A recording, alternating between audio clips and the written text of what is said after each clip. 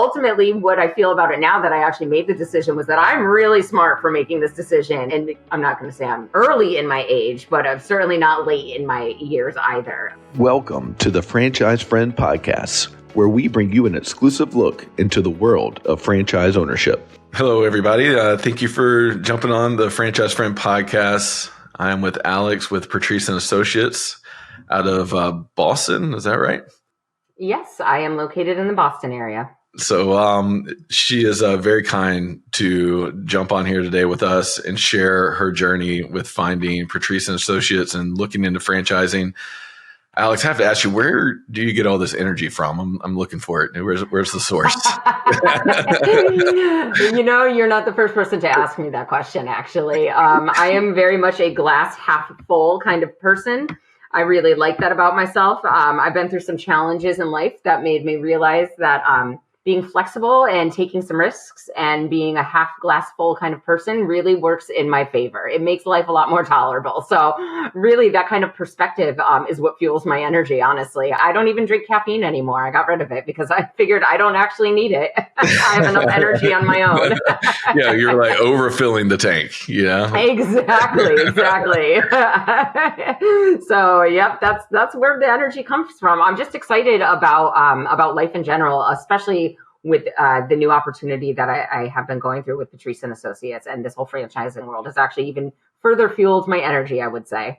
It seems like such a really good fit for you, helping people like matchmake them with positions, and then you running your own business, grabbing it by the horns and doing it yourself. Like, it just seems like a really good fit for you. At what point during your process were you like, this is it? Because you didn't really come from this type of background, right? No, I didn't come from the recruiting background even a little bit. I was always slightly involved in the hiring process with my previous career. And I had worked with recruiters personally when they had reached out to me. And, that's how I got some of the jobs that I had been placed with over the years. But this whole opportunity was a brand new experience for me. That's for sure. And I think, I realized during the investigative process, I guess, of when I first started looking at franchising as a potential new career opportunity for me, which had honestly never been on my radar before in the past. When it was first presented to me, I thought that the person who introduced me to it, I thought they were crazy. I thought there was no way, there's no chance that I was going to be able to afford it. That was probably my biggest concern, which I know money is always a concern for people. And once we started to kind of hone in and start looking at various business models, I just realized how much of a variety there is out there in the franchising world and how much more control of my own life it kind of offered me. And so once I really started to explore it and look at the different business models with Patrice and Associates in particular, I realized that a lot of the skills I had already acquired throughout my career were very transferable over into what I'm doing now. So I had the knowledge of the industry, the hospitality industry, which is what my background is in. So I had some knowledge of that, which I knew would be helpful. But really, it was my personality that I knew was going to align exactly with making this move and choosing Patrice and Associates. It was my personality style, as well as the skills that I had already acquired, not only throughout my career, but through life in general. I guess you could say I went to the school of life a lot as well. So, like whenever I'm helping people and we're looking at through brands, I often share with them a very similar story where, people, I'll show them brands, typically is 3 or 4. And that third or fourth one is always something that they would have never thought of, and it could be something like a Patrice and Associates. And they're often like this, you're crazy. I don't even know if I want to waste my time getting on the phone with them. Yeah. So it sounds like you kind of had a similar experience. And often these people, the bottom one on their list will often become the top one by the end. What was it about the process? Like, you took the first call with Patrice, how many calls did it take, until you were like, what, I actually can see myself doing this? That's a great question, actually. It took quite a few calls. And I should say I started exploring the franchising world while I was going through a very challenging period in my life. So I wanted to make sure that I took my time with the decision that I was making. And so, I looked at a variety of business models. This one actually, oddly enough, this business model jumped out at me right from the beginning, oddly enough. The thing that jumped out about it for me was that I know myself very well at this point. Me, myself, and we have a lot of conversations together about ways to constantly, better ourselves and things like that. So I would say I know myself and all of the personalities within myself pretty well at this point. And so the thing that really attracted me to it was the people part. I know very much that I love working with people. I love talking to strangers. And so that was a big driver for me. But when I came to making the final decision, I would say the validation calls were really instrumental in helping me really get a good read on the situation. Hearing from a number of people who, all the validation calls I went through, I Google stalked all of the people before I got on the calls with them. And some of them had really incredible resumes. I mean, some of them were former senior vice presidents of major companies, which at first was pretty intimidating to me. And I said to my father at one point when I was making this decision, I said, I'm either really smart for doing this at my age, or I'm biting off way more than I can chew, and I just don't know it yet. Ultimately, what I feel about it now that I actually made the decision was that I'm really smart for making this decision. And, I'm not going to say I'm early in my age, but I'm certainly not late in my years either. So I'm very happy that I made the decision and pulled the plug. And what really drove it home for me, in addition to the validation calls, was also just the calls with the company as well. The senior vice president of franchise development, I established a great relationship with him. The CEO I was on the phone with. And I'm very good at reading people because that's what I was paid to do for a living. I worked in sales, and as a salesperson, I feel like you're paid to read people for a living. And that's kind of what your job is. And I hate to use the word vibes, but the general vibes of the company I was getting, it just felt so good to know that there were companies out there that actually really cared about their team members. And they didn't look at me as an employee because, I am an outside contractor technically as a franchisee, but just the level of support that they offered as well was really intriguing to me. And they were the ones who kept reminding me that I was buying a business and I'm not buying a job. So they had to constantly remind me, I would constantly ask them, well, what about this? And what if I have to take time off for this? Because my mom is disabled and things like that. And they said, Alex, this is your business. You can run it however you want. And it took me a while to wrap my brain around that concept. I still struggle with that, actually. If I take a day off in the middle of the week to, surprise my mom on her birthday, which I did this year for the first time ever, I took a day off in the middle of the week and I still felt guilty about it because I still am really adjusting to the fact that this is my business. I can run things how I see fit. And I know what my own goals are. Nobody provided the goals for me so that I don't have somebody else's quota hanging over my head. I have my own quota hanging over my head. And I can adjust that as I see fit if necessary. So all of those things really played an important part because I really was seeking some work-life balance because my personal life had been, while I was successful professionally, let's say I was not as successful personally. And being happy in both was a major goal of mine for the next chapter of my life. And I saw that being an option with Patrice and Associates business model. Hey, would you say that you've surprised yourself at all? Kind of going through this? Well, that's a great question. I can't say that I'm entirely surprised by myself just because I know that I am a very big workaholic, but I also know that I love working. And I know with my personality, I get very excited when I talk to new people. So I would say that I'm not surprised that I'm doing better than I anticipated. Well, I'm doing better than the goal that I gave myself. And I gave myself maybe even a slightly toned down goal because I didn't want to start this process and start with the company as having this huge amount of pressure on myself. I wanted to make sure that I was doing this smartly and I was breaking some old bad habits of working 24 hours a day. I wanted to kind of break some of those habits. And it was interesting, even throughout my entire mentorship period. He's not my boss technically, but he's considered my regional developer. He and I would have daily phone calls for the first 90 days after I got out of training. And he had to, even point out to me on a number of occasions, Alex, I'm just reminding you, you said you didn't want to be a workaholic for the rest of your life. And, I'm seeing some hints of that. So he kind of worked with me to help me make sure that I was achieving my goals. It was a lot more than a mentorship. It was a very good partnership. And I felt very supported throughout it all. So I gave myself a slightly achievable goal, a very achievable goal. And I'm far exceeding it, I should say. I think one thing that you kind of that you touched on was the culture at Patrice and Associates. Sounds like that was in line with you. But also, whenever I have people looking at franchise opportunities, obviously we start to look at how much money can I make, right? Like everybody is kind of focusing on that. But I really like to kind of lean in the lifestyle as well. Does it offer the lifestyle that you want, and the flexibility that you want? So I think you came from like the hotel, but from hotels. Can you talk about the contrasts of like owning your own business now versus coming from that world? Yes, absolutely. Yep. So what our firm primarily focuses on is hospitality recruiting. So I grew up in restaurants. We didn't have a lot of money growing up. So my sister and I started working from a very early age, and I started in restaurants. And then I somehow fell into the hotel world.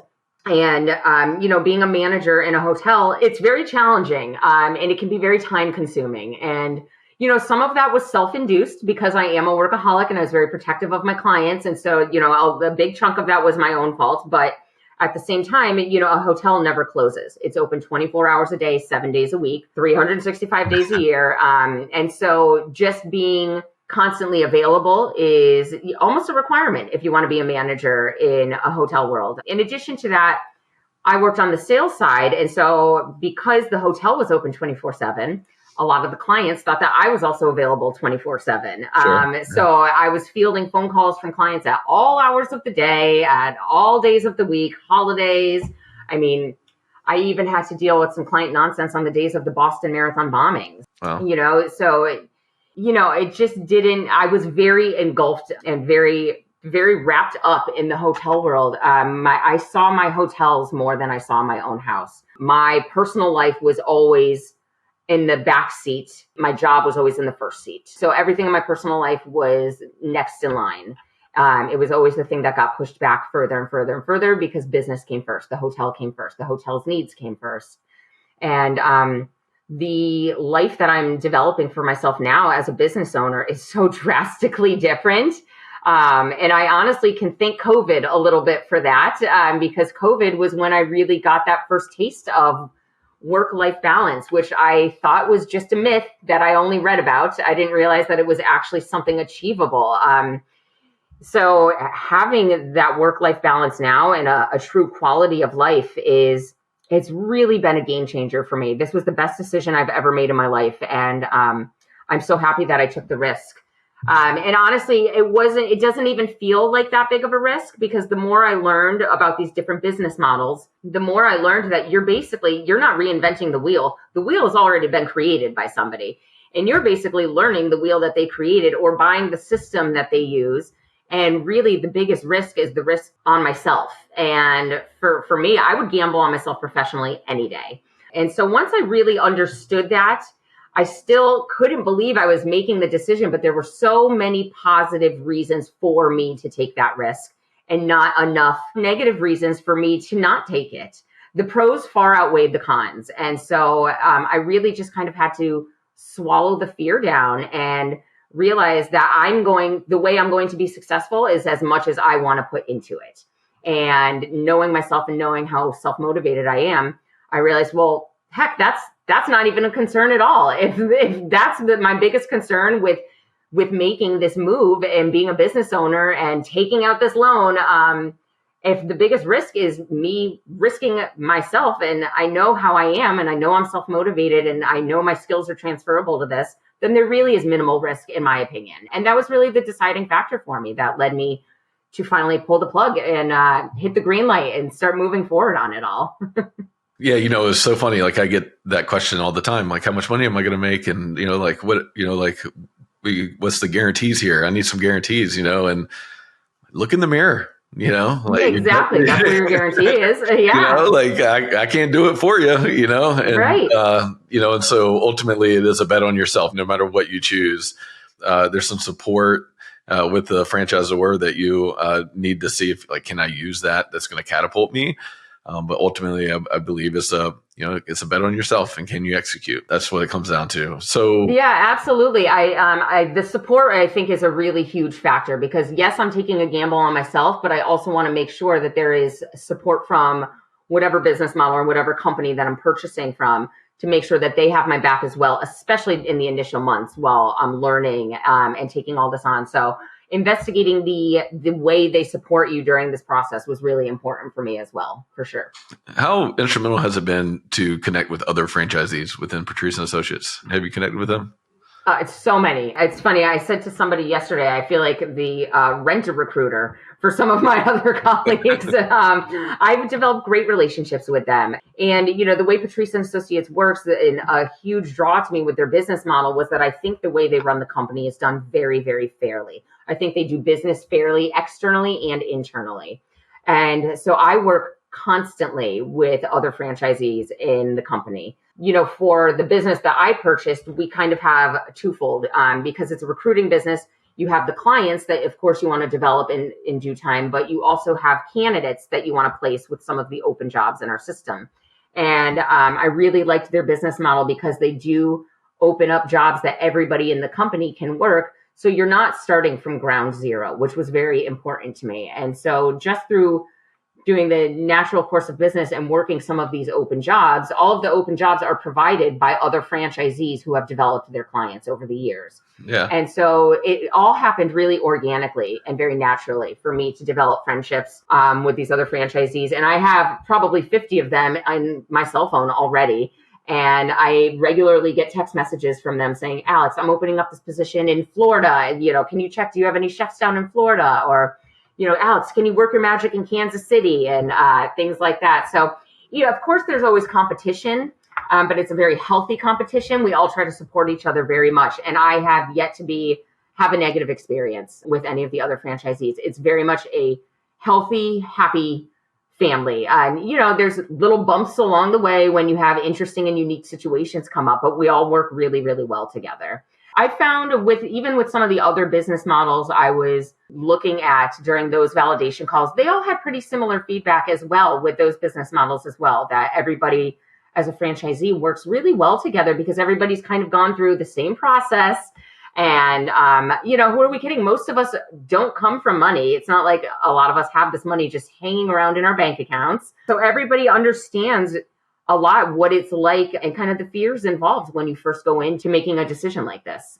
Yeah, it's like the high tides lifts all ships mentality. Yes. And, for people who don't know about Patrice and Associates, if you could, going into it, what challenges did you think that you were going to be presented with?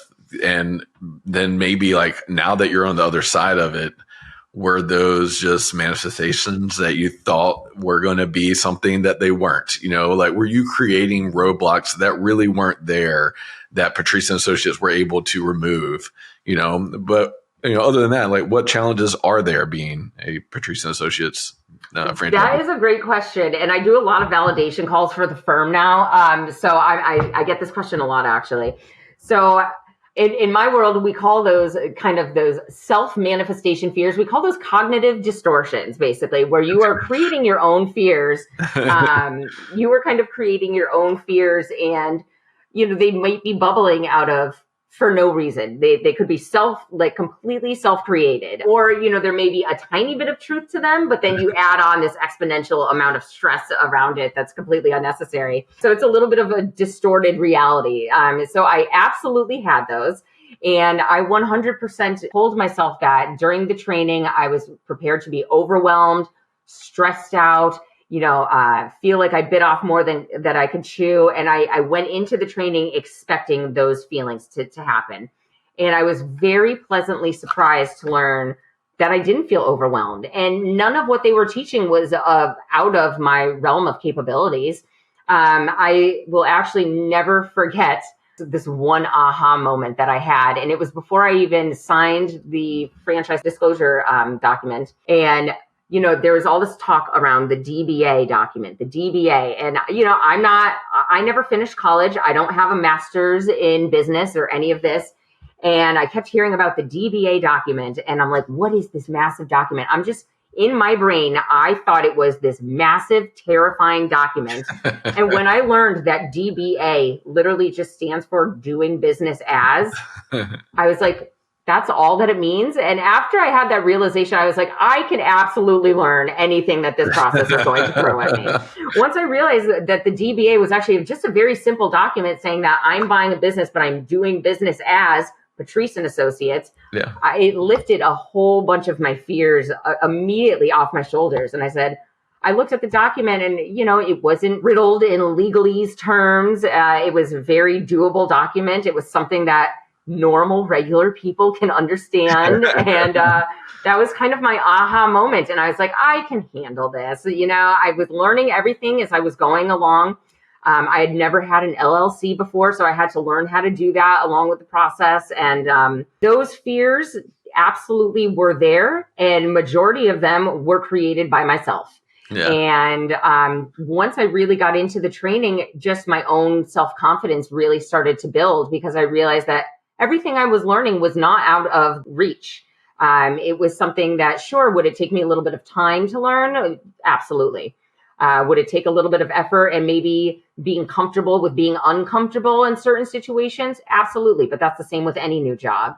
I will say that it was probably within my first month, I was talking to a very close friend of mine, and she was asking me how things were going. And I just told her a couple of stories that just helped me realize my confidence that, yes, this is absolutely something I can do. And not only is it something I can do, but it's a business I am confident I can grow. And it is also something that I know is going to lead me further towards my long-term plan, because I have fallen in love with the franchising world so much that I plan on expanding my portfolio is now my new long-term goal. That's great. And I see this as my first step to getting to where I want to be. That's great. Well, Alex, so to kind of end on a question that I ask everyone, now that you've made this leap, and someone is looking to get into this world, what advice would you have given yourself, if you would have started on that day one, or if someone else is looking into getting into franchising or even opening up their own business? I would say, at the very least, have a conversation to explore the option. I remember you had mentioned earlier that, sometimes people don't even want to have a conversation with you to hear about this. And if I were too afraid to have even just had a quick phone call conversation about this opportunity, my life would never have ended up where it is today. And I'm very happy with where I am today. So the biggest advice I would say is don't panic. The financial stuff, there are ways to get the funding or get the monetary needs to go into this. And be realistic with yourself. Don't get too scared off by what it costs to open the franchise. Because like I said, there are ways to afford that, even if you don't have $100,000 sitting in your bank account, because I absolutely did not. But I found a way to make it work, and there's resources out there that are available to help you. It's not as scary as it thinks. It's okay to be afraid, because we all get afraid now and again. So it's totally natural and normal to have that fear. And, that fear is also part of what drives you once you do open up your business. I like having that fear because I feel that it just helps motivate me even more to get out of bed in the morning.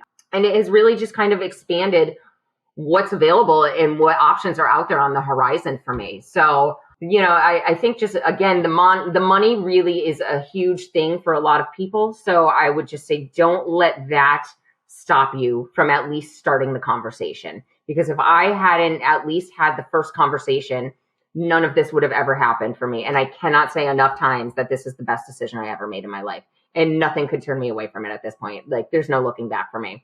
I'm fully invested and I'm loving every second of it. Yeah, that's so great. And you're such a ray of light. So thank you for joining me today. It is awesome. And congratulations to you in making this leap. And you're the success you've had to this point. So thank you. And thank you for having me. Yeah. Thanks, Alex. We'll see you soon. All right. Bye, Charles.